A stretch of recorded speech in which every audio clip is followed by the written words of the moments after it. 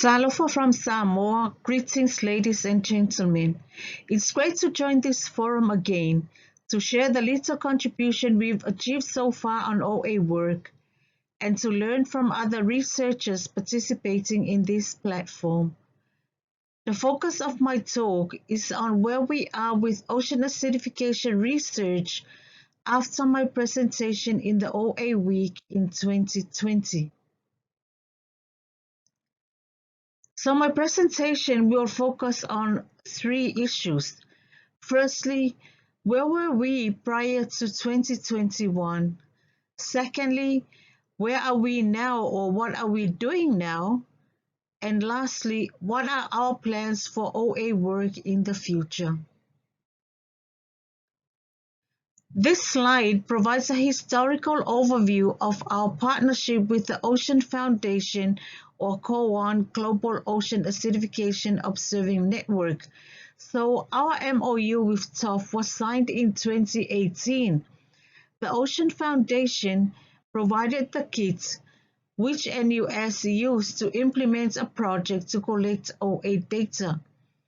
So we received the kits in the latter half of 2018. We then held a training on the use of the kit materials and the instruments so that we could start our trial measurements to identify and explore potential sites for our study and to familiarize ourselves with the kits and instruments to be used. So our proper measurements started in January 2019. So we started our OA measurements at the beginning of 2018 with both field measurements and in the lab using the toolkit.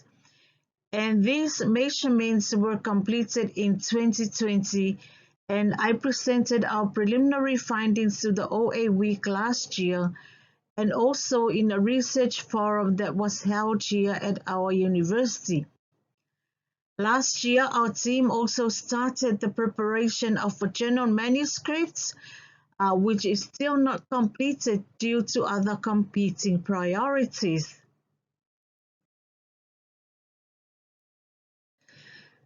So in my presentation last year, I indicated our plans for the future. We plan to continue with more OA projects by moving our ISAMI to other locations around Upolu and collaborating with relevant government ministries and NGOs. We also plan to continue our collaboration and partnership with other local communities. So how are we going with those plans? So this year, two postgraduate students are currently undertaking OA projects, exploring ocean chemistry at different locations around Upolu Island and specifically measuring pH and seawater alkalinity. We plan to move our ISAMI to other locations around Upolu. However, we have not been able to do that because we still could not fix the problem that we found last year. Dr. McIntosh, who used to be at SPREP, also tried to assist, but we could not identify nor fix the problem. In terms of collaboration with external partners, we held discussions earlier in the year in May with the Ministry of Natural Resources and Environment, who is collaborating on an OA project with the Korea Institute of Ocean Science and Technology. So our discussions looked at the possible role of the National University of Samoa in this project. So there's a huge delay in this project due to border closure. In terms of collaboration with our grassroots communities, one of the strategic priorities of the university is building partnerships with our local communities. So we plan to continue and strengthen these partnerships by sharing our research findings in a way that will be easily understood with them and by seeking consent of the communities for us to explore their coastal or their marine resources. We can also learn from our local communities by learning about any traditional or indigenous knowledge they may have about our oceans. Also in May this year, I participated with my two students on the virtual OA monitoring dialogue that was facilitated by SPRIP.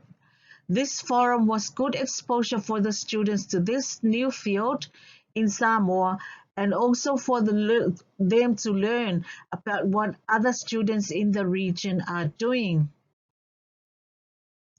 As I mentioned before, two postgrad students are conducting research around Upolu Island. So Tina here is looking at the pH and alkalinity trends at 5 locations on the northern end of urban Upolu. So these sites are passed by ships on their way to Apia Harbor. The coordinates of each site were recorded on the first day of sampling to ensure that later samples were collected around the same location, and triplicate seawater samples were collected monthly for 6 months from March to August. So samples were collected at a depth of about 1.5 meters below sea level and during the peak of high tide. Weather conditions for each sampling dates were recorded, and temperature and pH were measured on site with a digital meter, just for comparison of sampling pH to the measured pH in the lab. So all samples were immediately preserved with mercury chloride, then taken to the university research lab for storage and analysis. Alfred here is exploring 3 sites on the east end of rural Upolu. So the area does not have shipping traffic, but it was heavily impacted by a tsunami in 2009. So the students hope to complete their work by the end of this year so they can share their findings in another forum. So what challenges are we facing this year? So the students face similar problems as my previous team has noted here. For example, they continue to face equipment malfunctions now and then. However, there is no expertise on island to fix specialized equipment such as the ISAMI. I think it would be great to train a technician on the use of technical equipment so they can assist when something goes wrong. The third challenge will be accommodating increased interest by students in this field due to potential resource implications. But we are thankful for what we currently have, and we will maximize the use of these resources because OA is an exciting field of study. We plan to continue with more research and seek potential partners with common interests. And lastly, we need to continue advocating for climate change and its impacts on our marine environments and resources for us to maintain a blue Pacific or blue ocean environment.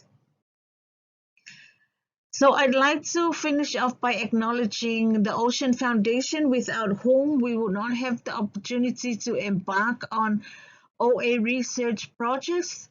My colleagues who are participating and assisting with OA research from my team here at the University and Regional Health through Duncan McIntosh. And I would also like to acknowledge my team of students for expressing interest in this important field. So with that,